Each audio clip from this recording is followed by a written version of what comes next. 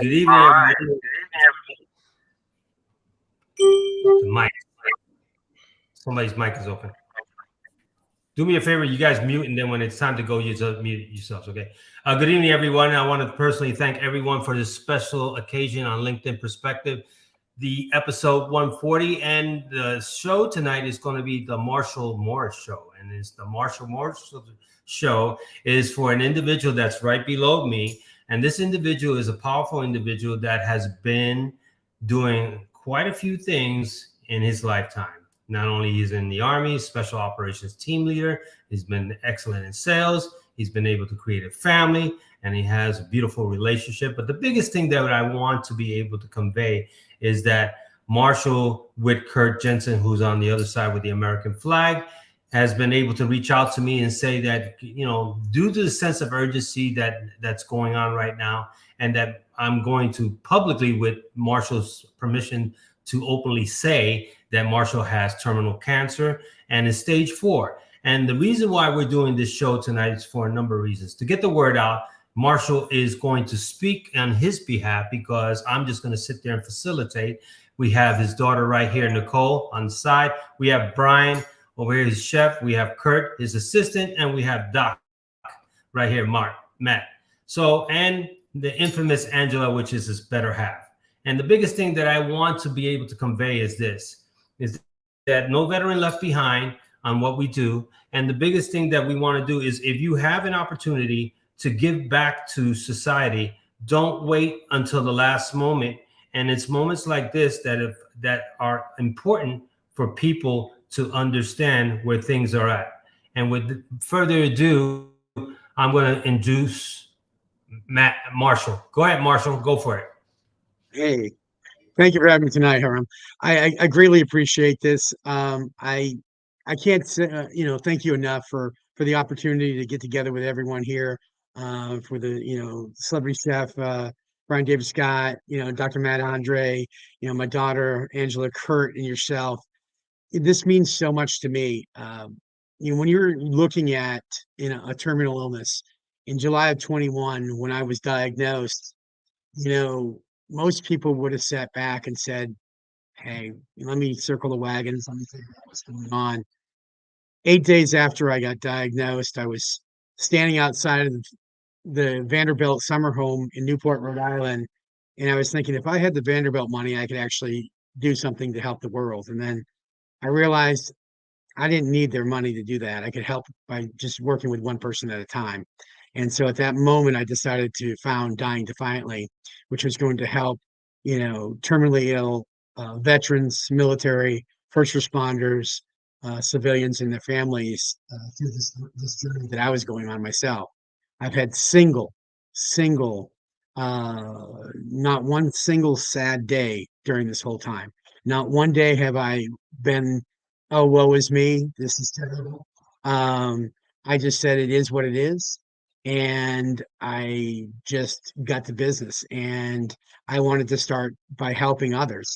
That was going to do by, setting up counseling, and nobody wants to be counseled at the end of life. So we do what we call a catch-up call, where we're just catching up with people and just seeing how they're going through their journey. And we use a lot of neuro-linguistic programming, talking to people, helping them get rid of their negative belief systems, their limiting belief systems, and put positive belief systems back in place. This has been huge in watching what I've done personally myself, 15 months past my expiration date, according to all the doctors, which was July of 22, to be where I'm at, to be in the health that I'm in.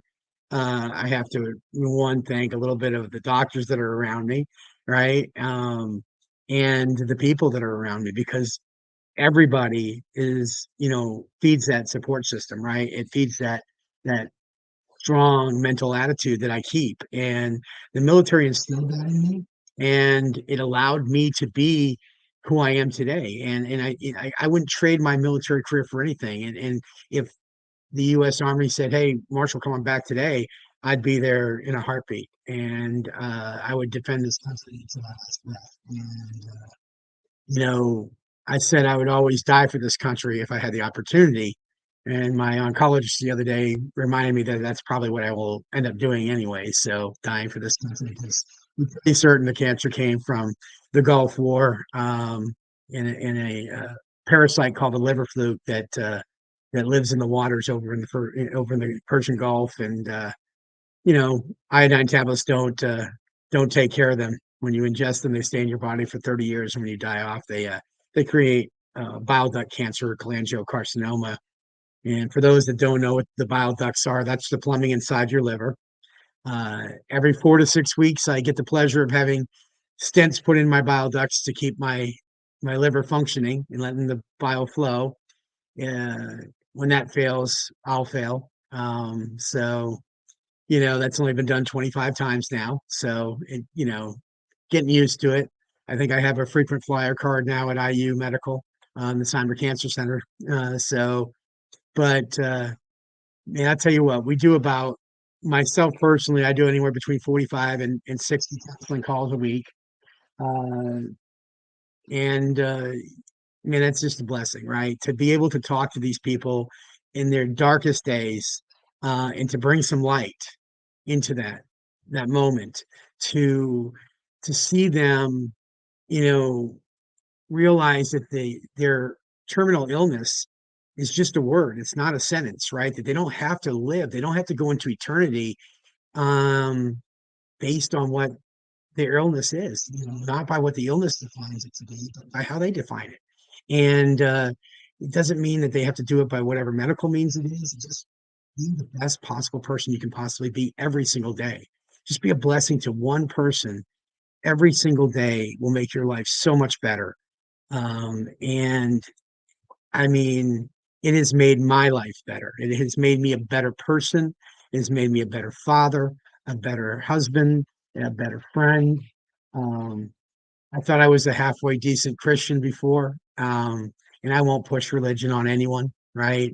But it's made me a better Christian because I believe in helping anyone, right? Doesn't matter who you are, doesn't matter what you believe.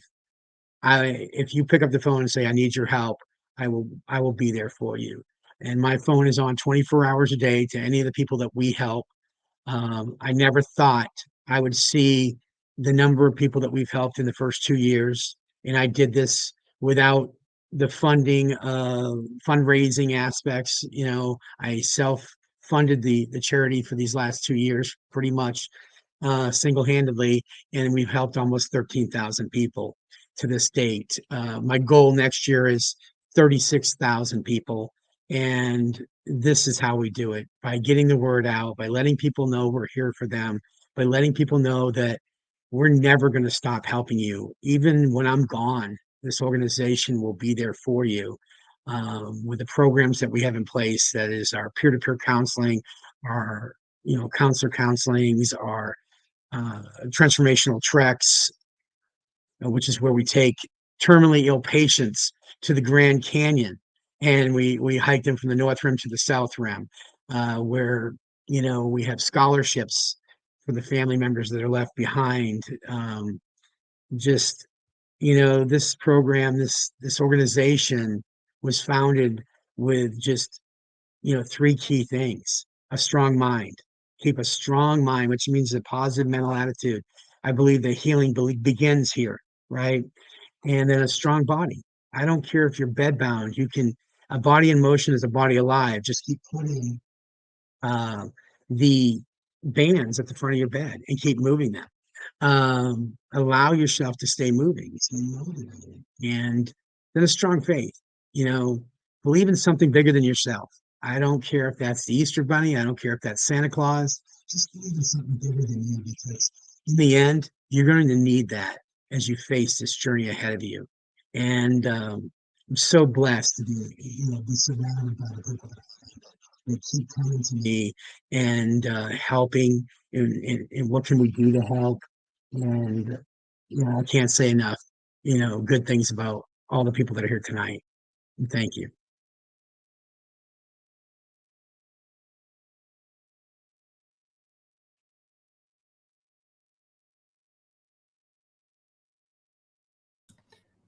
Thank you. Somebody called me out on it. If you like this segment of LinkedIn Perspective, Share it, like it, tag it. I want to personally thank Marshall, and this is exactly what happens when you go live, man. It's pretty much as it is. I'm trying to minimize the echo, but that's the beauty of it. So LinkedIn Live, I want to be able to thank LinkedIn for giving us the opportunity of the live broadcast podcast. But the biggest thing I want to be able to share with everyone is that this is a virtual town hall. This is a veteran, right? This is a veteran that has distinguished leadership skills and principles and character. But at the same time, we are designed to be able to give back to society. And Miss Angela, tell me a little bit about yourself and where you stand on this situation. I would say, you know. Oh, well, I fully support him. We'd actually only known each other for about 6 months before he was diagnosed. Had been dating seriously for 6 months. And after he was diagnosed, he looked at me and he said, "Hey, you didn't sign on for this. You know, you're free to go." And I'm like, "I'm not going anywhere. I'm here to support you in this adventure." Little did I know at the time that it was going to turn into such an amazing, opportunity to help and support other people that have been terminally diagnosed and to help keep their spirit and their attitude living, even when death is in sight. So I totally support him 110%. So I applaud you for that, and I know you're not feeling sorry for it because you have your own identity and your character. And what is the true belief of how you feel, of how you see this, not only from a relationship perspective, but for you as a human being? How do you view this so people can clearly understand? I view it as an opportunity as well. I'm along in this because of his journey, but this has become my journey as well. This has become a passion of mine to be there for others. That's awesome. So also, thank you very much. We got Nicole over here now. Nicole, I'm going to mute myself, and then you go and tell me a little bit about yourself, and you guys can cue me if I'm not doing. Go for. Hi, I'm Nicole. I'm the daughter of Marshall Morris, this fighter over here. It's just crazy, like thinking about how Angela, just found out and like was so supportive. I think I kind of had a different reaction when my dad first told me that he was diagnosed. I was so like upset, and I think I had I guess you would say traditional reaction that most people do have when people get diagnosed with cancer or have to deal with something in life. Like I was just torn apart, like thinking of just all the bad things, all the time we would lose, all the, medicines he would have to try, or chemo if that was an option, just all the things you would think that somebody who is diagnosed with cancer would have to deal with. And honestly, how I feel about my dad, honestly, he's crazy, I think, but in a sense that like it's not the norm. Unfortunately, his personality and his perspective on this whole thing is not the norm. And what's so inspiring is that he's trying to get people to realize that there's more people dealing with this than you think, right? Probably the neighbors that you live close by that you never met, or the friends that you talk to here and there but not check on every day, and most people would kind of just, and most people's, I'm most people, I would probably like sit and feel sorry for myself for a while. And, and he's crazy because, 8 days later, he starts a nonprofit. Like, who does that? I was still dealing with it and crying. Like, like I was like, you're not going to do chemo. You're not going to sit and, cry and feel sorry for yourself and watch some sad movies and, just and eat whatever you want and stuff like that. And so honestly, like, I'm just so proud of him, and I'm just so inspired that he's just being that crazy individual and just thinking larger than life, even though he doesn't have that much life left. and being able to spend that little bit of time just trying to help people get better and not even worrying about himself, which is also crazy because in turn, I feel like that has healed him. You know, helping others heal has healed him. And it's crazy. And that's the only thing that I can absolutely say about it. And, you know, I love my dad so much. And I've just seen how much he has grown from this kind of perspective. And I think it's just inspiring other people that are going through this to, you know, just don't lay down and die. You know, like live it up, and you know, and maybe something will happen. You know, maybe a miracle will come. So. Well, you know, Nicole, there's no echo, so I don't have to mute myself. But here, beauty of it is this, right? You're right on point on what you're saying about your dad, right? It's purpose, it's character, right?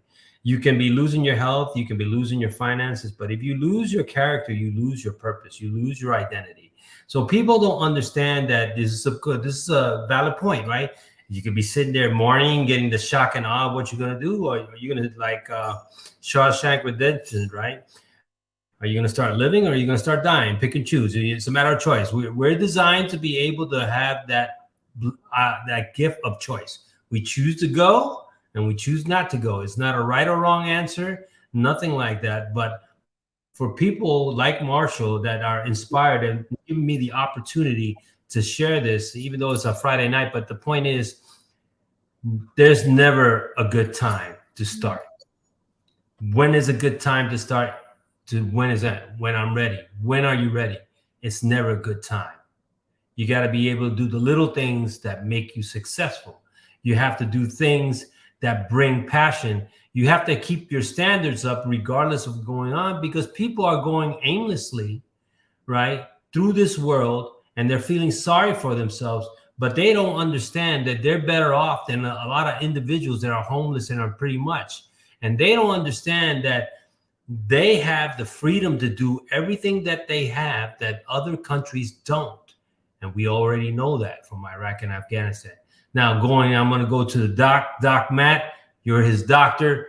I want to be going to him. Then I'm going to go to Brian. Then I'm going to come down to Kurt. So Doc, go and explain yourself. And don't worry, you can unmute yourself.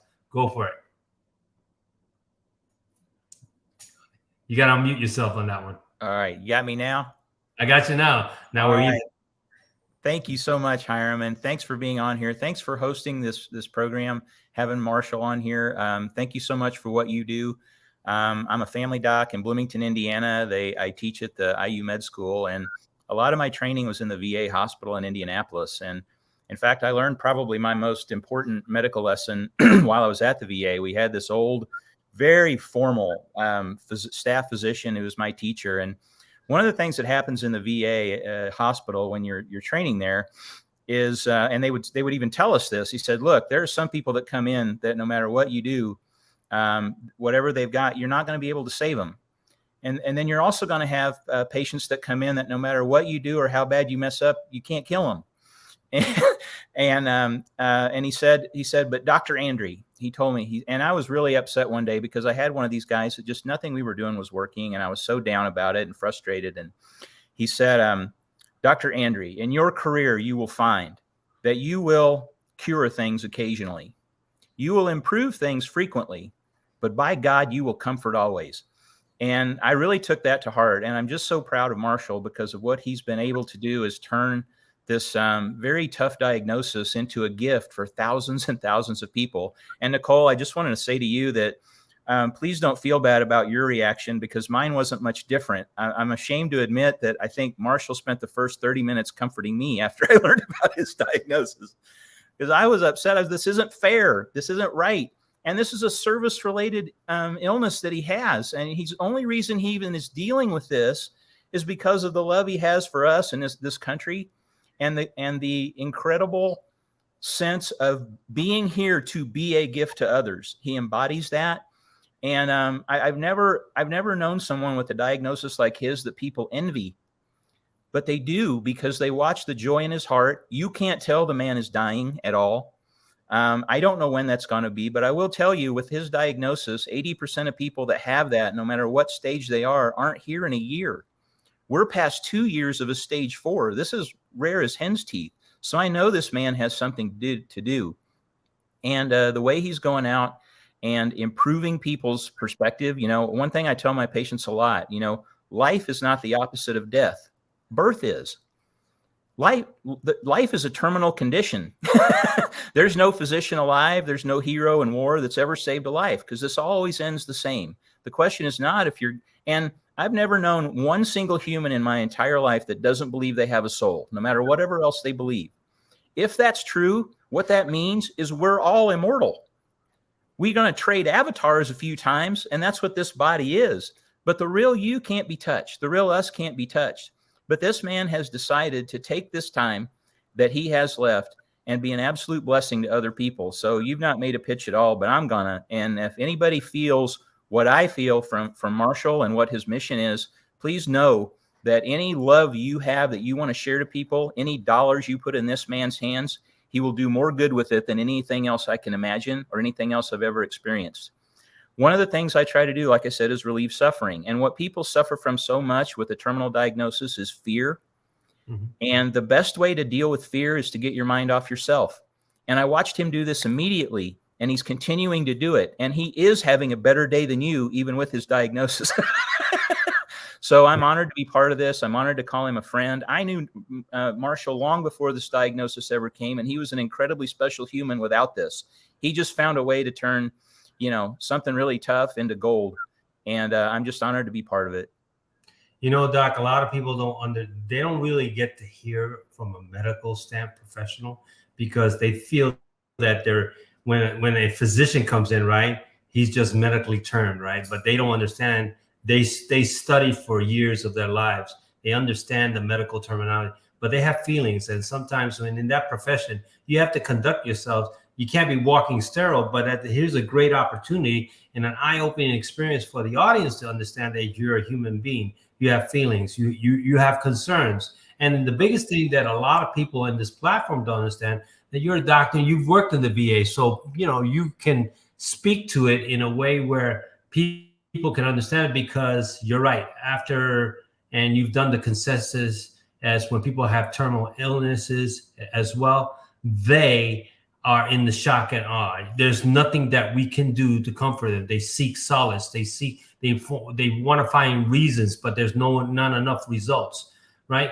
I can tell you that to Marshall's point and your point, my cousin, who was in the 82nd Airborne, and he was a tanker, he died of Persian Gulf disease, and he imploded, and he died in 2014, and he swole up and everything, and he ingested all the Scud missiles and everything else. My brother was out there. I was out there.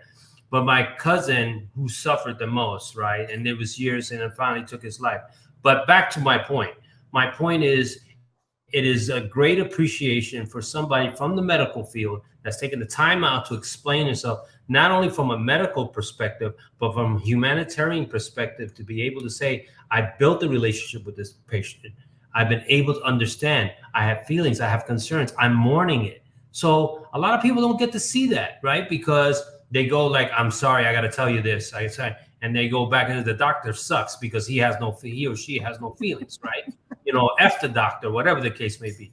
But here we have a dynamics of real life scenarios that people don't really understand, because what we're doing on this Marshall Morris show is to celebrate the life of Marshall Morris, regardless of what's going on. We're not having a pity party. It's people need to understand the dynamics of what's going on so we can give back. This is a way of Marshall leaving a legacy at his prime, to be able to understand that, hey, if you want to follow someone that is having a bad day, theoretically, look at this clip. Listen to what he has to say. What's the odds? People don't understand it. We're too comfortable in society with what's going on, and we're so used to using smartphones as using a form of a reality when we can't deal with our own reality. And the other thing is conflict and adversity. It's real. It's not on the phone. It's in your face. So that's what having a high suicide rate in society and people being homeless cannot deal with the adversity. And people need to learn from this as much as possible coming from you. Thank you, Doc. And I'm going to go to Brian here. So Brian, go ahead. We've been having some mic things, but your turn, my man. Go for it. If I got to mute it, go for it. You got to unmute yourself, Mike.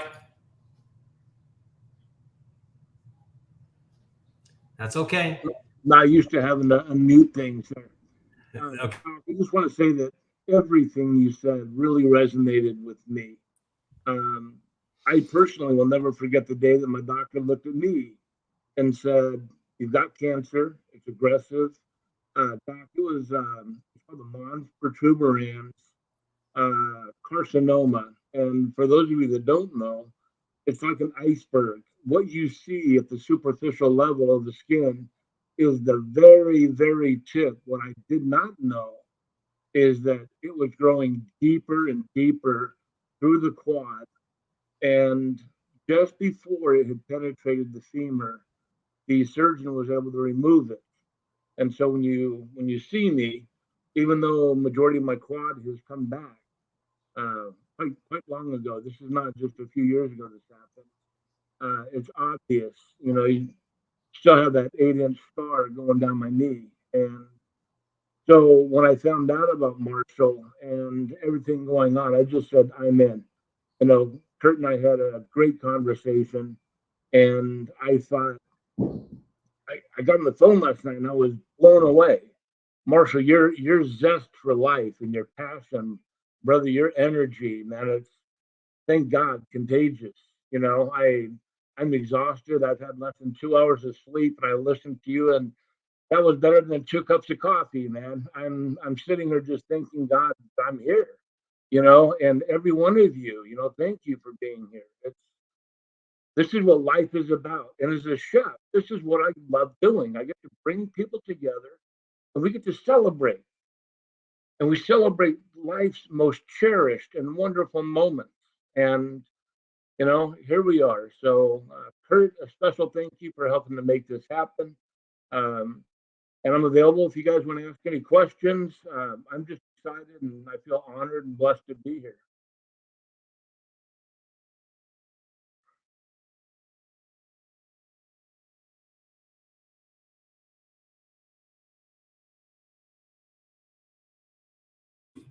Went on itself. That's all right. Now let's do it again. Retake one. Ryan, what can you say to the audience that is very personal to you, that they need to believe that you are at this point in your life? What makes a difference in your life today than it was a couple months ago? Before the show, I was listening, and you guys were talking about John Maxwell, and he's definitely a giant. I love the things that he has had to say, but one that I will never forget is misery is always an option. No matter what news you get, you have a choice what you're going to do with that. And, for me, I'll give you a great example. I chose to become a fighter. When I was in my youth, it was the Boys Clubs of America that stepped in. They saw a scrappy Scottish Italian kid from the East Bay that loved to fight. I couldn't tell you back then. I was hurting, and I was angry, and I was raging. I just knew that I felt better when I hurt people. And then I had a coach that said, "You want to fight? Put some gloves on. Let's see what you've got." And I had a choice, and I chose to fight. And so here we are today. I would say to everybody, you always have a choice. How you live your life, nobody and nothing can tell you what to do. Choose life. Choose blessings. Look at Marshall. Choose to serve others. Choose love. And my family, I have a motto: let love lead. And regardless of what your faith background is, for me, God has saved me so many times, there just can't be any doubt. So I'm going to tell you that believe, and believe when the world says something is impossible, because the God that I believe in says all things are possible. Don't ever give up. Don't ever quit. Believe. Awesome, Brian. So, it's very passionate. And last but not least, we got Kurt Jensen, right? The infamous Kurt Jensen. And this man has been communicating with me. So without further ado, I'm going to let this promoter come out here on the floor and just speak his piece. Go for it, Kurt. So, yeah, it was amazing for me.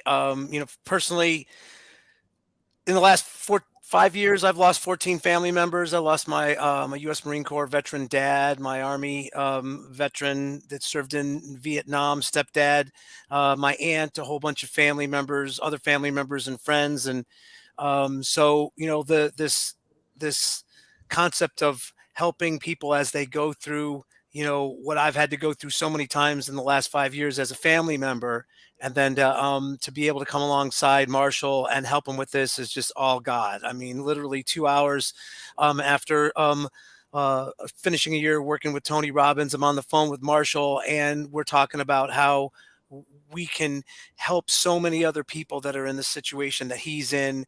And, there's just literally millions of people out there that we can touch just by loving them and telling and showing them with our actions, that we love them. We want them to have the support that, Marshall is just leading the way. I mean, it blows me away that this is what I get to do for my day-to-day job, is to get out there and tell people, hey, listen, there's a way that you can support an individual and a charity that is all about helping others and loving others in a situation where it is so easy to just circle the wagons. It's so easy just to feel sorry for yourself. I mean, my mom right now is on hospice. I could get a phone call any day that she's gone.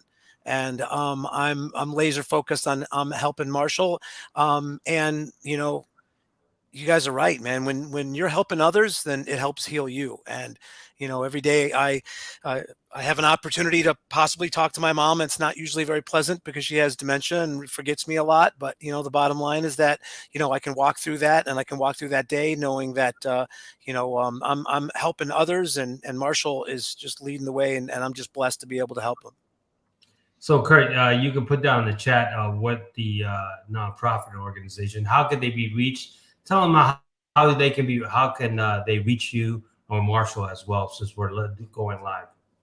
Sure, absolutely. So dyingdefiantly.org is the website, and there's ways to give there, both one time, and we have a program that's called Be a Blessing. And if you want to be a monthly donor, everyone that donates $13 a month or more, and Marshall might want to tell you exactly why he picked 13, we're going to send them a Dying Defiantly challenge coin as a thank you for their support. I'm reachable at my first name, Kurt, K-U-R-T, at dyingdefiantly.org. I'll put all that in the chat. And we are also actively looking for a sponsor. For Marshall has an opportunity in Dallas, Texas, to be featured at the celebrity softball event.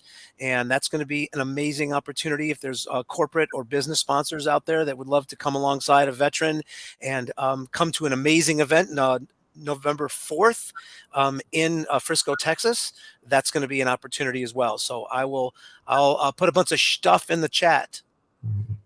So listen, one more thing before I pass it to Marshall, then I'll get to Jimmy up there. Why do you feel that LinkedIn is an important platform, especially for this type of nonprofit with working with Marshall? You talk to me offline, but I think people need to hear it from your mouth, since we're live and it's going to be recorded. And so put it out there and tell them why, let them know why.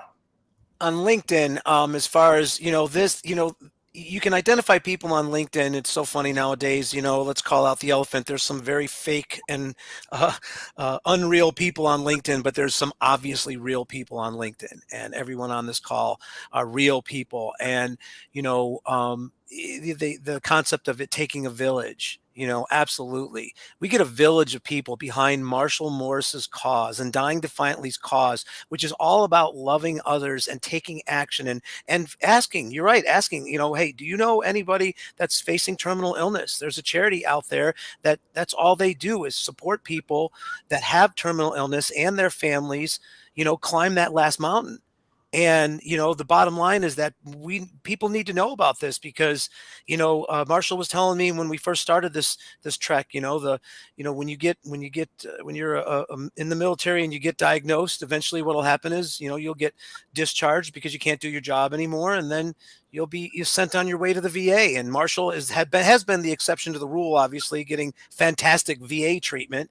But the bottom line is, we want all the branches of the military, everybody that's out there at a military college. And I'll be greedy. I'll take all the Fortune 500 as well. If you've got somebody that's got a terminal illness and you want to support them and their families, just contact us, because everything we do does not cost the end user a thing, and we're all about passing it on. And I think LinkedIn, whether it's an active duty, a military veteran, a first responder, civilians, Marshall turns no one away, or their family members. There's help out there. We just need help spreading the word. Awesome. Thank you. So my man Marshall, the man of the hour, let's not stay humble, because I need that. You were passionate. You gave me the best motivation talk that you had. So now it's your turn, my man. Let's not be humble. Let's put it out there. I want to hear the real Marshall that was talking to me with Kurt on the phone. And, this is like, you're not going to see people clapping on there, but if they do, that's good. But I need to hear it from you, because you got this one shot for yourself. As simple as this, cancer's been a blessing for me. And I know that's a really strange thing to say. But to me, what it did when I got sick was it took away all the things that society puts on us. Your successes over the year sometimes makes you a little egotistical, sometimes can add some materialism to you. And when I got sick, all that got wiped away in an instant. And what was left behind was a heap of clay that I could remold in the image that God, my family, and my friends can all be proud of. And so that was exactly what I set out to do. And, having been a sales trainer and running, automotive industry, dealerships for years and my own businesses, I understand that if you don't ask, you don't get in this world. And it took me 2 years to come to this realization with the charity that if I don't start asking for some help, that it will just stay a small charity. And that is not what this charity is about. This charity is about being as big as it possibly can be, because this is a big need out there. And, I don't have the big names behind me. I don't have, the Wahlbergs and all those guys, but I do have celebrity chefs like Brian David Scott and, yourself, Hiram, and doctors like Mr. Matt Andre here, and just people that support me. We've got Paul Tuttle Sr. from Orange County Choppers, who's doing a custom build right now. Their average year is a year for a build. Talked to him and his team today, and they think they're going to have it done by Christmas. So, just amazing people that are coming through. And you obviously have to recognize this as, it is the God that we that's up there, that's taking care of this situation. I tell people every day that God's miracles may not be full restoration for me, but it might be a few extra years to make sure a few things get done before I go. When this whole thing started, I didn't think I'd ever get the chance to walk my daughter down the aisle. I did. I didn't think I'd see my grandson born. I saw my first one born. And then my daughter wanted to get another one ready. So, and within a year, I had a second grandson and was so blessed. I have a wonderful son-in-law in Jimmy, who is a great provider and a protector of my daughter and grandsons, who I know that when I do pass from this world, I will not have to worry about. And let me tell you, there is no greater gift than sharing love with others that are going through the same journey. We talk about be a blessing is $13 a month. And somebody asked me why I picked 13, because it's such a negative number. People think, it's such an unlucky number. But Corinthians 13:13 says that faith, hope, and love abide, but the greatest of those is love. And so that's where it came from. And it was about giving love to others during my worst moments, right? And I'm telling you, that is, to not have a single sad day in all of this, that's God's doing, right? And that's when you know where you're going, dying is really easy. Okay. Because, just because I'll be there a little bit sooner than some of you others, doesn't mean that, you know, it's a bad thing. It just means that I'll be gone a little sooner than somebody else, and I'll be watching from above, and I'll be there right beside you for as long as you all need me. And until we can brace each other again in heaven, then, that's when it'll be time. But God will bring me home when it's time. So that's very poignant, and people don't understand that. Again, we're celebrating. If you like this segment of LinkedIn Perspective, episode 140, share it, like it, tag it, subscribe to the YouTube channel, LinkedIn Perspective. Here's the thing that I want to share with you, Marshall, and everybody else. People really, and it's a reality that people are afraid to die, right? People are afraid to die for a number of reasons because they know what it is. As a Christian myself, I promised the man upstairs, and here's the thing that I'll share with you. Had a dark time again in my life, things that were not going right? And I found myself that I need to go back into, to the services, right? Guess what? Harvest Church is right down the street. I decided to go. Guess who I meet? Greg Laurie.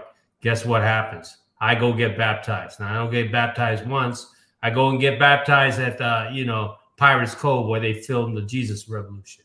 So for people don't understand that when you're being reborn, and I said I made a commitment to do something different, and it's not really about cloud chasing, how many people I like or how many people can follow me. People don't understand that, as you stated, as a motivational clip, stop putting, take time to put the phone down for a minute. Stop putting your face in the phone and liking and commenting, because it's just a device to soothe your ego.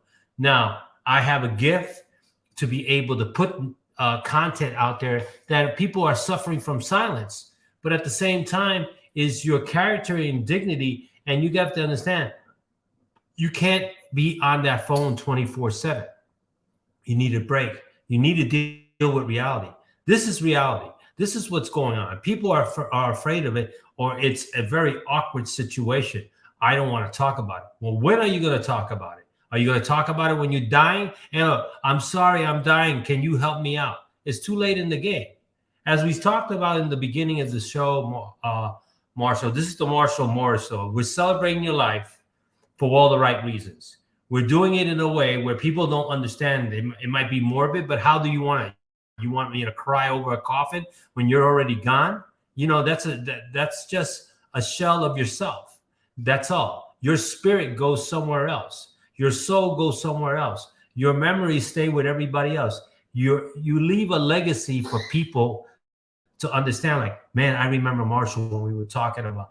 Those are the type of memories. You can't buy that. How much does that cost you? People don't understand that. And then when you have love, how much does that cost you? People don't understand that as well, right? When you have a relationship with your kids and your grandkids. I have a granddaughter. I have great granddaughters. I look at this as leaving a legacy, right? And so leaving a legacy is important, because I too would get to that platform that we're talking about. People don't understand that there's a timestamp on everybody. They just don't know when, right? And for us, we should be able to live life the best. Most of us are on our last third of our lives. I believe on living it the best way I know how. I'm sure you have your significant other, Angela, and I'm gonna give her on the phone, on the mic here for a minute. But I just want to be able to paraphrase the significance of celebrating a life on a live LinkedIn Perspective, because people don't understand. They want to talk about money. They want to talk about politics. They want to talk about jobs. But the biggest thing, as we were talking before off stage with Nicole and Jimmy, insurance. They don't have an obligation to themselves to be able to protect their families for things like that, because sooner or later stuff happens, and there's too many abundances of GoFundMe's, and there's too many people crying about, hey, I'm crying. You're crying because you missed out on engaging with the person. That's why you're crying.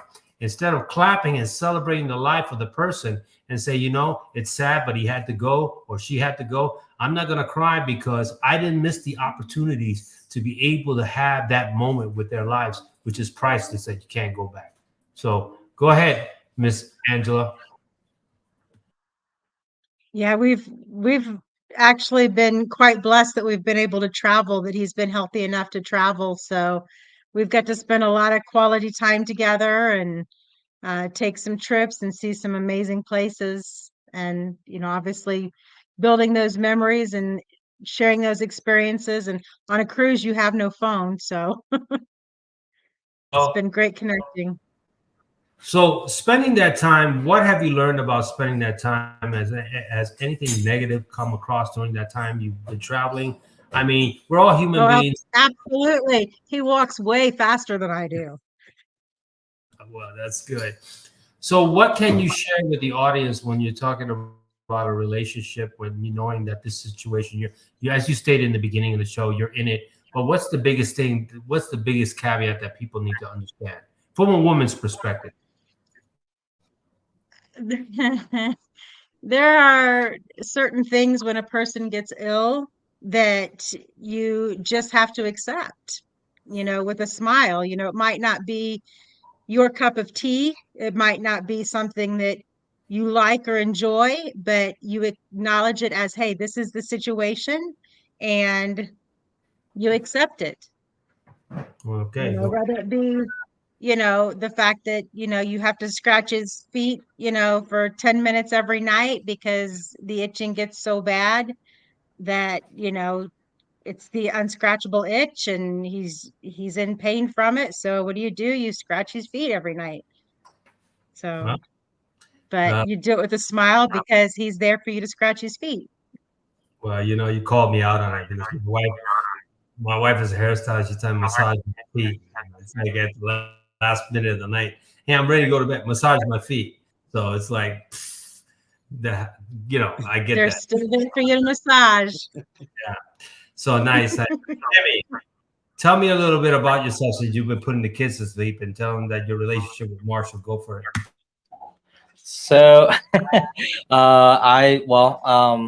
for me personally, like I obviously went through kind of similar situation with my mom where she passed away to stage 4 cancer, stomach cancer, and Mr. Morse was one of the first people that reached out to me to really like talk me through it and, you know, try to really understand my situation. Obviously, he's going through it and so forth. And I talked to obviously his daughter, who is my wife, every time about it. And, you know, you would just never know that he's even battling a terminal illness. We came to visit him last year for Nicole's birthday, and he took us on some type of trail that was like 10 miles long. And just like Angela said, like he just walked so fast and we were dying in the background. Like they even stopped because we were literally sitting on a bench because we were trying to take a breath. And, you know, we're not the ones with the illness, you know, but he's just such a positive person, and he touches everybody's soul that you meet. When we got married at the courthouse, we had one of the officers walk up to us. He's like, I just talked to this man for like 5 minutes and he really touched me. And it's just every single person, you know. Well, that he and they walks took through. us to, so we were just supposed to do like a regular courthouse, you know, in front of like what their traditional like judge stand or whatever, but they actually took us to the historic courthouse room or whatnot, which we were actually able to, you know, have my dad walk me down the aisle and whatnot, just because I think he talked to him for 5 minutes. 5 minutes it took for him to completely, like, you know, bring this guy and have us take us up there. And he literally just made his day just by like just talking to him and getting to know him. And I think what my husband's just trying to say is just you're like his positivity is just so radiant. Mhm. It's very infectious when it comes to that. Just everything about him when it comes to it. He's very well spoken, and he just really wants everybody to really see a different viewpoint when it comes to like terminal illnesses and how you can handle things. And obviously, like when I saw my mom battling it. My mom was just sick and always on the couch, and this man's traveling and speaking to thousands of people, and just he's always busy. He's an always busy guy, and it's amazing to see it, and it opens my eyes to see it. It's just like there's just different things that you can really, I don't even know how to put it in words. Like there's just different viewpoints when it comes to like how you can view things with like sicknesses and just really everything. And I just don't know how to put it in words. I really don't. Like I think it's just very inspiring too, because Yeah. like there's two routes, right? Like I think when people watch movies on people that get diagnosed with cancer, they traditionally think, okay, you know, chemo is the only route to go, right? And then when it comes with chemo, you see people, you know, lose a lot of their hair and whatnot. And I think when people see my dad, he doesn't look like those people that are in the movies. People are like, you can't be dying. You know what I'm saying? But I think it even opened my eyes, because to be completely honest, when my dad told me that he was going to go a different route than chemo, again, I thought he was crazy. You know, I think that's just my outlook on him. But, you know, it ended up just being something different, because he didn't want to spend his time, you know, trying to help himself in the hospital, trying to, you know, go through chemo like everybody else did. He said, you know, if I only have 6 months, whatever, I'm going to, you know, help as many people as I can within those 6 months. You know, if the cancer kills me, it kills me, which, you know, it took a toll on me. And I was like, you know, I feel like you should do it. I mean, you know, I have no medical training or whatnot. So, you know, I'm just thinking, you know, everybody should just go through the chemo or whatnot. But it's just been such a blessing, because him not doing chemo has just given him more time and more energy to not only like help others, but also to like spend more time and with his family and just things that matter, you know. And Jimmy's mom, unfortunately, you know, passed, but she was going through chemo, and it did help extend her life or whatnot. But many of the times, unfortunately, it was on the couch or through very little conversation. And I think seeing his mom go through that, and then seeing, you know, my dad now, I kind of have to remind myself that he's sick too, you know, because it's just such a day and night. And I know people have different ways of dealing with it, and there's different forms of cancer and whatnot. But I think the similarity between the both is that they both had purpose and they both had a reason to live, and they tried to do whatever they can to, you know, prolong that as much. And I think that's just inspiring, you know, either way, you know, it goes. So sorry, I've been trying not to cry, but you know, I'm, like I said at the beginning, I'm just the normal person that cries and is very like, You could yeah, tell she's sad Marshall's about daughter. oh, Let me answer this LinkedIn user real quick. The question was, when the body is weakened, do you find it easier to walk in the spirit? And, you know, I walk in the spirit every day, and God is in me every moment of this journey. And so those days that I feel weak and I feel the pain.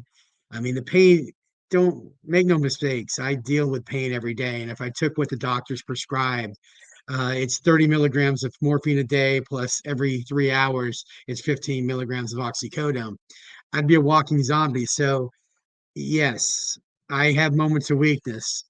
Matt helps me with some of that, you know, takes care of me, has definitely, you know, he's not your normal doctor. He's, you know, I'd say he's a doctor of the heart, right? Because that's where he does his best medicine is from his heart. And truly an inspiration to those around him and anyone that knows him. Uh, yes, you know, I'm a I'm a quality of life person, not a quantity of life person. So it has always been that, look, I I want the very best. If that meant I have a year less, then I'd rather have a year less life, you know, living the very best way I could than being sick all the time, being in the hospital because of, you know, compromised immune systems and things of that nature. And this is the best way that I can help anybody else is, I'll tell them like, look, every body is different. Like, just like everybody is different, every body is different. So what works in me may not work in them, and what works in them may not work in me. And so you have to be careful when you're throwing things at, finding a solution, right? Um, hey, I get it. People are going to try everything. They're going to buy into snake oil and everything else. Just be careful. Do your research. Understand what you're taking into your body, because you might be doing yourself more harm than you're doing good. And you know, consult your physicians, consult your friends, and that are physicians. I've been so blessed to have Doc Andre as a friend and a physician. I mean, it's totally different when you can sit and talk to your doctor about anything, and I do mean anything.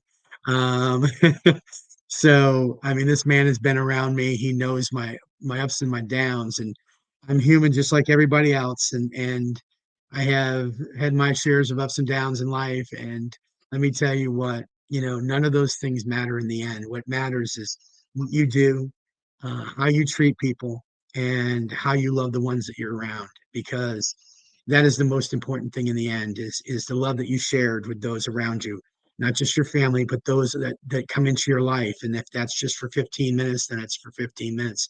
If it's for longer, then you're blessed. And but man, I tell you, I can't thank you all enough for just the kind words.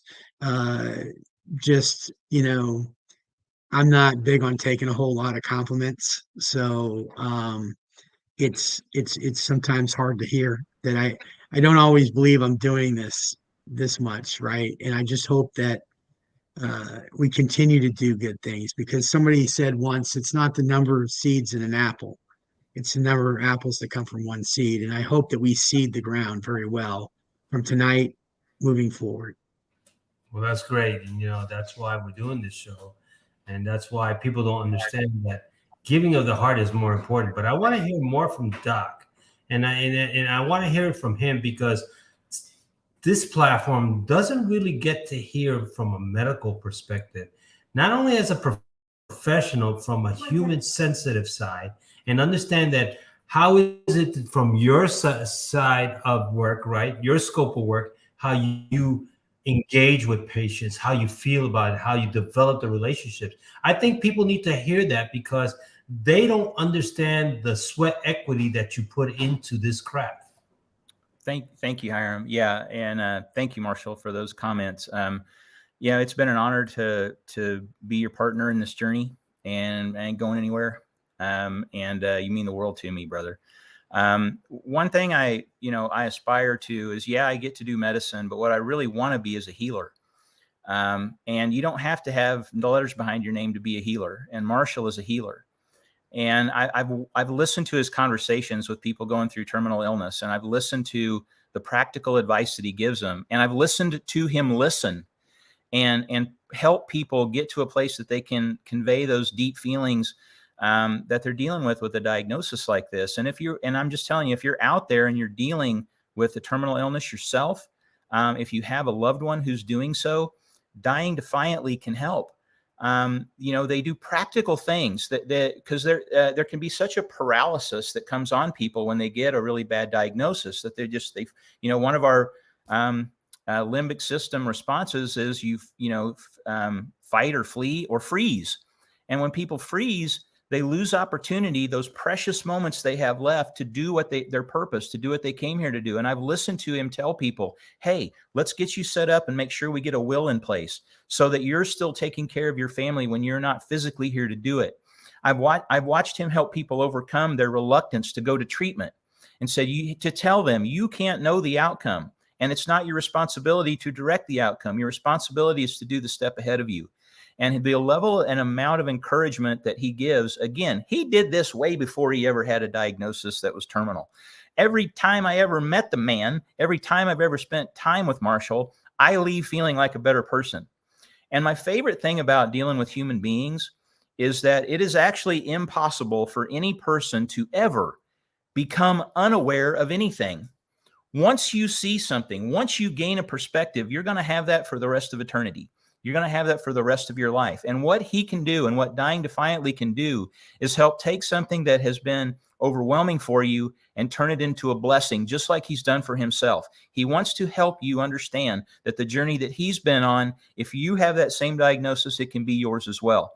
And as it's not the money that comes in and the funds that are going to be raised, it's every single person that touches this and benefits themselves and their family from interacting with Marshall and Dying Defiantly is going to then turn around and help others. And that's what I know his goal is, and it will get done.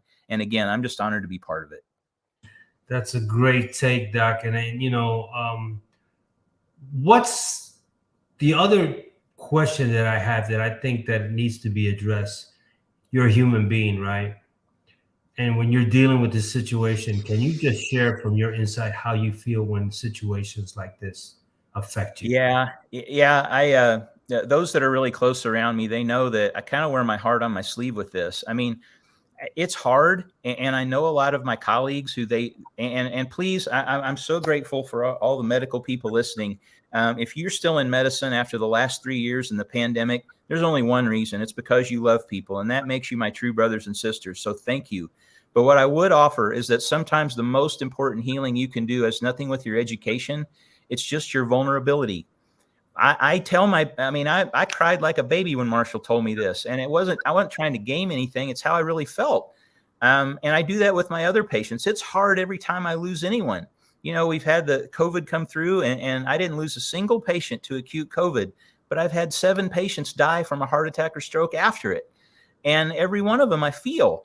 And those medical professionals that you all see and anyone listening that they see, they have to go through their own journey of how they deal with it. And some of them protect themselves. Have a little compassion for them there and keep offering yourself, because you can help them help you. And so I just want to encourage people that whatever feelings and emotions you're going through, you came here sort of to do that. And if you can step towards it instead of away from it, and dealing with Marshall and talking with him, you'll find out, and he will remind you that you can't help the fact that challenges are going to come, and no matter what they are, whether they're minor or in your mind major, going towards them is your best answer. And I just want to encourage people to do that. Thanks a lot, Doc. And I think it means well for a lot of reasons, because people have lost the sense of humanity and compassion since COVID, right? It's kind of brought the ugly side of it. And I know it's separated from, wearing masks and everything. But the only time I saw the compassion is when 9/11 hit, right? Yep. And 22 years later, when 9/11, the first 5 years, it was like, oh, we're doing this. COVID kind of was the divider. It separated. You did this, you did that. People were dying. People were isolated. The real people started coming out. With COVID brought the real truth on people. I'll be honest with you. It did. It brought the real truth on how people can handle the situation and how their underlying situations came out to realities to affect other people. With that being said, Brian, you've been quiet over there, and I haven't forgotten about you. While we're having this dialogue, you can unmute yourself when I mute myself. What's your take on what's going on? What do you have to share with? I really am just enjoying listening to what everybody is saying. And again, nothing that has been spoken, let me rephrase that. Everything that has been shared really resonates with me. And the common thread here is love. You cannot go wrong when you let love lead. When you choose to lay your discomfort aside to comfort someone else, there's a healing that takes place. I've seen it thousands of times all across this continent, from corner to corner. When you stop, just a distant memory, but it comes to my mind. As Americans, we have a real bad habit of when we're passing each other, how you doing? I'm fine. And you walk on. And so I was on my way to a meeting, and I was passing this woman. I said, good morning. How you doing? And she said, you got 15 minutes? And I just stopped. I said, yeah, do you want to go get a coffee? And she just was floored. And she started crying. And they're on a street in the East Bay. I'm holding this woman that I've never met. and she's crying, and I started crying because I just felt for her. And she said, "Were you serious about that coffee?" And so we took a few more steps. We walked in, we sat down. I got to know her. We had coffee together. That was a pivotal moment in my life, and it changed the trajectory of who I am as a human being. And the privilege of working with doctors, the opportunity to learn from nurses, professors, just the people in and out of my life. When we let love lead and we get out of our own way and we start loving people and serving others, there's just not a greater way to live.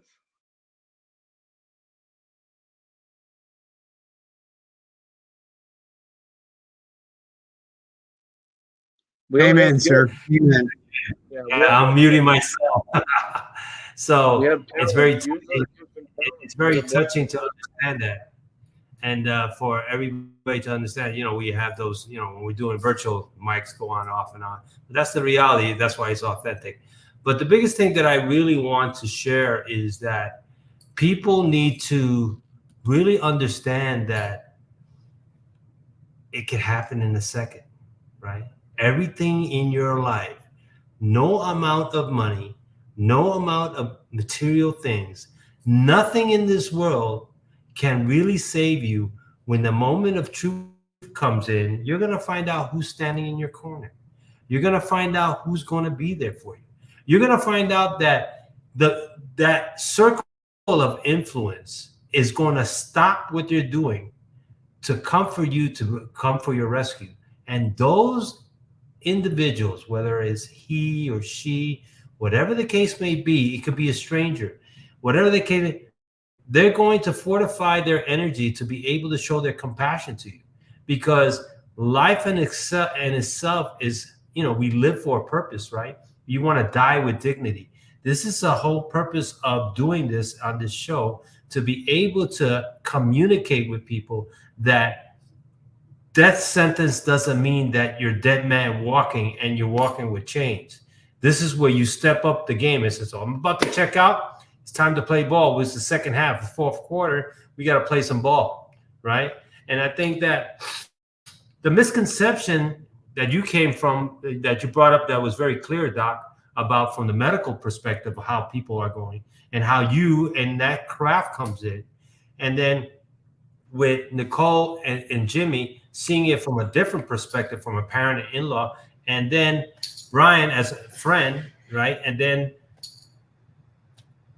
this beautiful young lady right here, Marcia's significant other, is dealing with that. And finally, we have Kurt right here looking at. People don't understand that this sense of urgency brings a community together, right?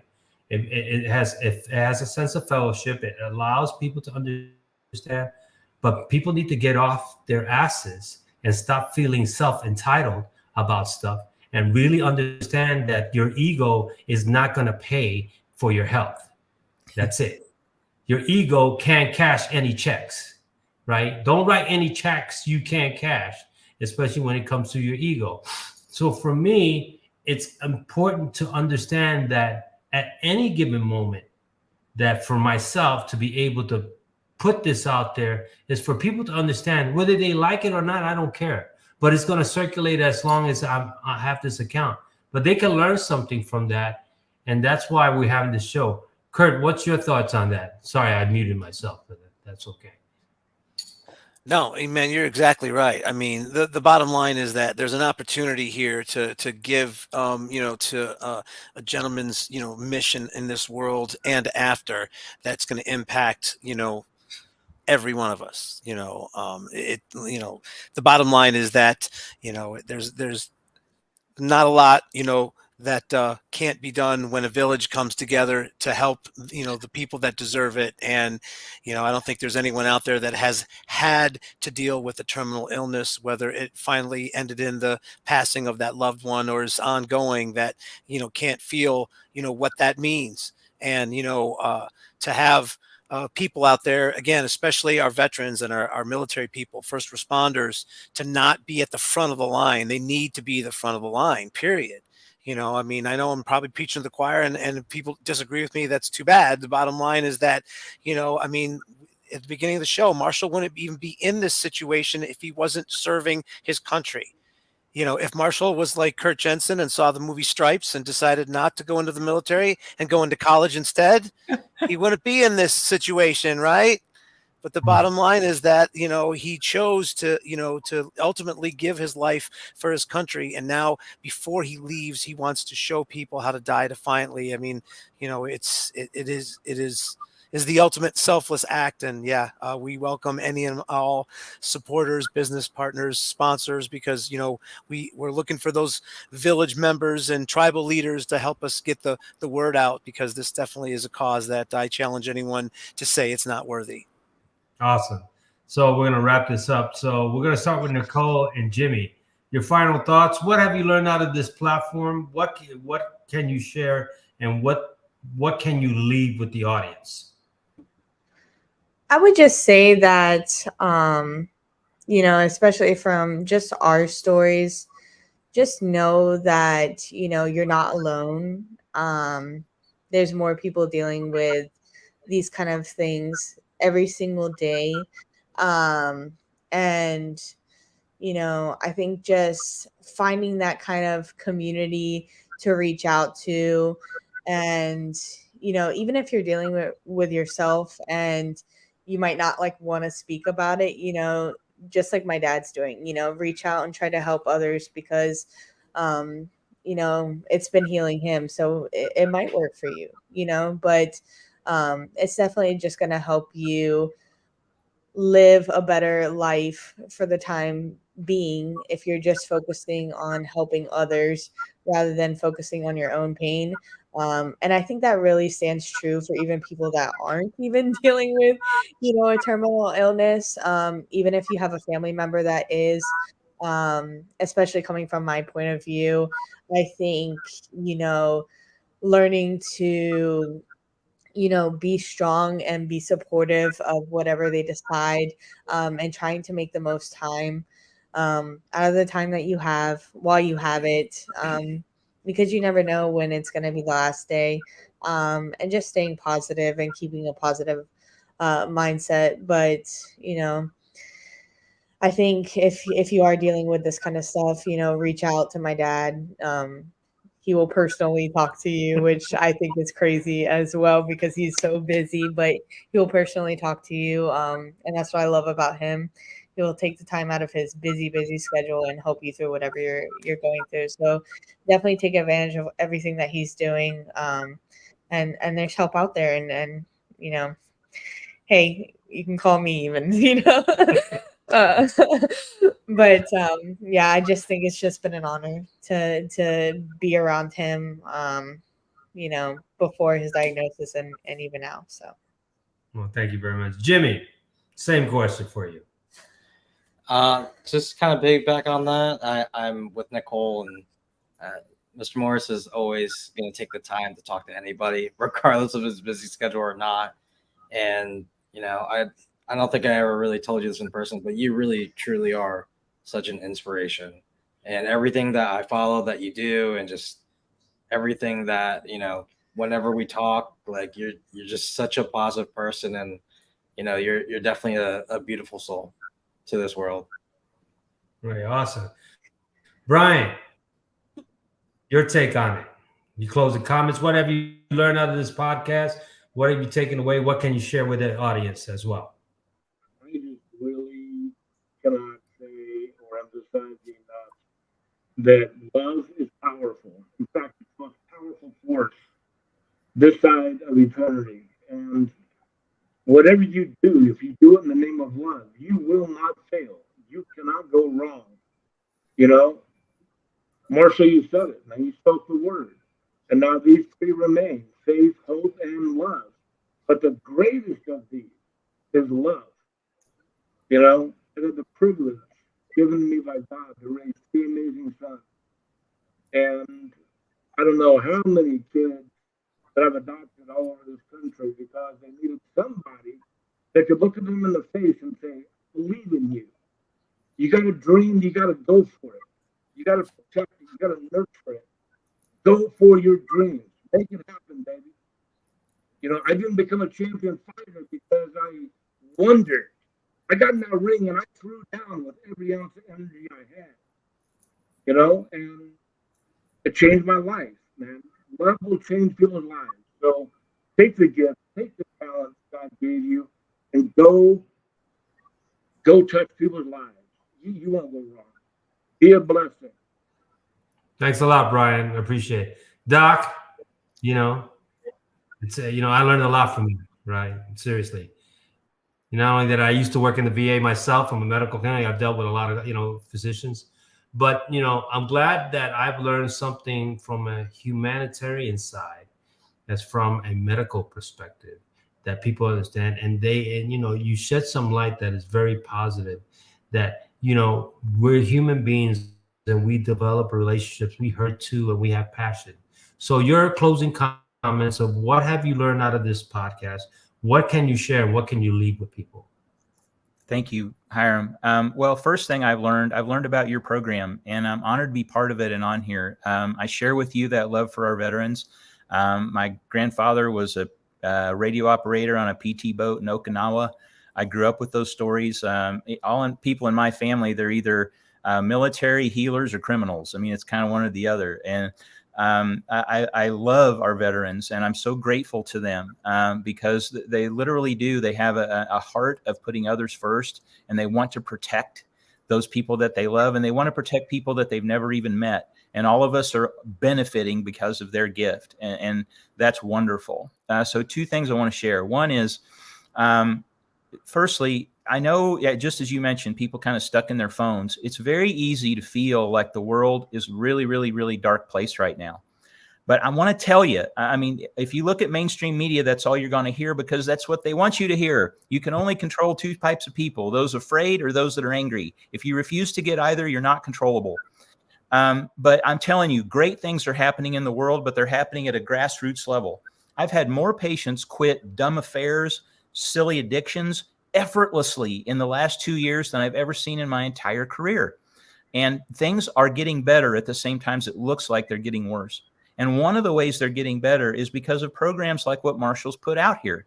He has dedicated the rest of his life to those of you who are out there who are dealing with a terminal illness to make your life better and to help you improve the lives of those that you love. That is a thankworthy endeavor. I am delighted to be part of it. And I just encourage you two things. Reach out to Marshall. He will make you feel like the only human being on earth in seconds. He's done it countless times, and I'm very honored to call him friend. And the other thing is, if I just want to encourage you again, if you're out there, if you're dealing with a terminal illness, call him. If you have something going on in your own body that you're kind of concerned about, and you feel that desire to avoid it and go away from it, I just want to encourage you, please step towards it. It didn't come in your life for you to try to walk around it. It came into your life for you to go to it. And if you can do that, then that bravery will carry on and affect others. And so thank you for this opportunity. Awesome. I appreciate it. I love it hearing from a medical perspective. Kurt, the facilitator, the game Facilitator. Thanks again, Hiram, for having us on your show. Thank you to everybody that participated tonight. Just, taking the time. For all us East Coast people, I'm going to go from 2 hours of sleep to 6 hours of sleep. That's 8, right? So I just spread it over 2 nights. No big deal. But Marshall probably averages 3 hours of sleep, Mr. Captain America over there. But yeah, this is going to be an amazing ride. And Hiram, I can't thank you enough for sharing your time with us. The bottom line is that we have an opportunity to all come together and help each other, help other people. And I'm more than excited for tomorrow. People are going to get phone calls early in the morning. They better watch out. Oh, this is awesome. So thanks a lot. Miss Angela, your turn. Yeah, it's wonderful. First of all, great to see everyone, especially the grandbabies before they got put to bed. I just want to remind everybody, the dyingdefiantly.org, it has a lot of information on there. So if you've only caught part of this podcast, check it out. It's got a lot of information about Marshall, some of his history and things that he's gone through, ways to donate, ways to reach out for help. He is an amazing man. he can, you know, like Nicole said, he can walk up to somebody and within 5 minutes, he's, you know, either got him crying, laughing, or connected in some way or another. Um, it's been a pleasure, you know, chatting with everyone today. Thank you. And last but not least, the man of the hour and a half to be out, 90 minutes. So, That's it. what have you learned? We've talked, we met. Okay, this is your show, right? This is all you, and we talked about it. What have you learned? What have you gotten? What do you leave with people? Leave it all out there. As I said earlier, I'm not one to take a lot of compliments or think I'm doing that good of a job because I'm just doing me, right? I'm just being who I am every day. So to be patted on the back for it, it seems crazy. Um, I would be doing this no matter what, I think. Um, and I think, you know, it was just put in my heart in an instant when I got the diagnosis. I remember sitting in the car that moment when the doctor called and said, you know, they confirmed it over the phone. And I was in a car full of 3 other people and I had it on the speakerphone and everybody just, and the doc's like, yeah, it's stage 4 cholangiocarcinoma. That's bile duct cancer, Marshall. And, you know, I'm like, okay, thank you. You know, he's like, did you just hear what I said? I'm like, yeah. Yeah. I'm like, yeah, I know what I'm facing now. So thank you. And I get off the phone, didn't say a single thing to anybody. And they're all like, really? And I'm like, what? I'm not gonna let it ruin the trip. I mean, come on. Seriously, it's just something to deal with. So I mean, and it's the same way today, right? I mean, I've come out of septic shock 3 different times. You know, they've told Angela I've got 30% chance of coming out of it. And every time I come out of it, and until there's a point that I can't come out of it, I will be here helping others. What I've taken from this is the fact that there the like-minded individuals, the number of people that are out there that just don't realize, and we need that, right? We need these megaphones to let people know that there's help, right? Don't be afraid. Don't wait till you feel better to do something. Do it now. You're not going to feel better. Just do it now. Stop putting things off, right? Because so many people, right? The worst thing we do as humans is lie to ourselves, right? Oh, I'm fine. I'm fine, right? Well, if I had done that, I probably wouldn't be sitting here talking to you all right now. And I don't care how tough and big and bad you are, you know, truly, I thought I was. And, you know, at 106.3 temperature, I'm telling Angela, just give me a cold compress. I'm fine. You know, had I not gone to the emergency room at that moment, I wouldn't be here. So, you know, I've gotten a little smarter over this last 2 years than I was early on, where I thought I was superhuman and I could just, you know, handle everything. Um, Now I realize that with the help of so many more, we can do so much more, right? When others come together, you know, yeah, I was strong alone, but with so many other, I'm much stronger. And as we reach out to these people and we lift them back up, as we become the light until they can become their own light, uh, the ears that listen when they don't think anybody is, and the voice of reason when there doesn't seem to be reasons. That's when it's important to these people to talk to me because I will remind them of who they are. I won't make them better. I will just remind them of who they are inside. And once they start to realize that the person I'm talking to is the person that really was there all along, that's when things change. I think you said something about peaks and valleys a while back, you know, Hiram, and, you know, life is filled with them. It's about making our peaks higher each and every time and the valleys not so deep. So if we can continue to do that, then we're always in an upward climb, right? We're always moving up and we're always getting higher and higher and higher. So this is the most important thing right now is just anyone that wants help, anyone that needs help, is to reach out to us, ask for it. You know, I was afraid for 2 years to ask for help because I didn't want people to think this was about me, right? It's not about me. It's about everyone we can help. So please don't hesitate to reach out and ask for help to anyone, to me, my organization, to any of my partner organizations that we help. I'll be at the Folds of Honor Gala tomorrow night because you know why?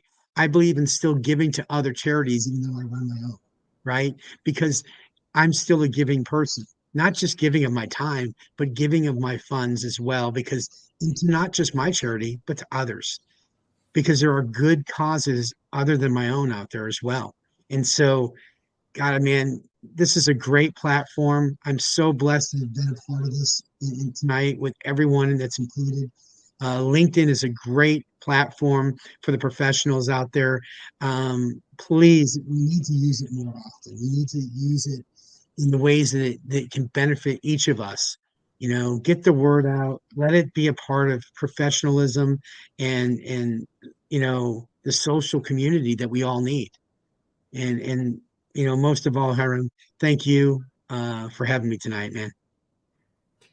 Look, man, I'll keep it short for you because I know it's late over there on that side. But look, at the end of the day, I say to myself, could I have done something better today to help somebody else? And that's the whole purpose of being a true advocate for veterans and veterans' rights and to support people, because there's not a dollar amount that could put there. When you're an advocate, that's a 24/7 job. That's like being a priest. That's like being a doctor, correct? That's like you are committed by your faith to what you believe in, of helping people to be a public servant. And that's all I'm doing. You know, other people that want to be so professional, they're lacking in the substance of their character. As I stated before in the beginning of the show, no amount of money can waver the character of I've had, because the character and the integrity is all I have. And that, you know, myself is a priceless commodity. When you sell yourself for a certain price, you're just giving your soul to someone else. So as I'm giving my soul to you to give you on this platform, that is my gift to you and to this organization. For people that don't understand, if you want this to be able to be viral, go to LinkedIn Perspective on YouTube, episode 140. Feel free to subscribe to that. Also, reach out to Marshall Morris. He's on LinkedIn. Kurt Jensen, he's on LinkedIn. Hey, Doc, are you on LinkedIn also? I am on LinkedIn. Okay, Brian, are you on LinkedIn? I guess he said yes. So, Nicole, Jimmy, are you guys on? All right. So we're one big happy family. So is Angela as well. But the biggest thing I'll leave you with this, man. 9/11 just passed away. I grew up in Brooklyn, on the Bay, watching the towers being raised. You know, so I watched it, and they finished in 1977. They started building. It took them 10 years to do it, and it only took them less than an hour for it to destroy. What's my point? My point is that nothing lasts forever. Nothing lasts forever. But the painful memories of what's going on.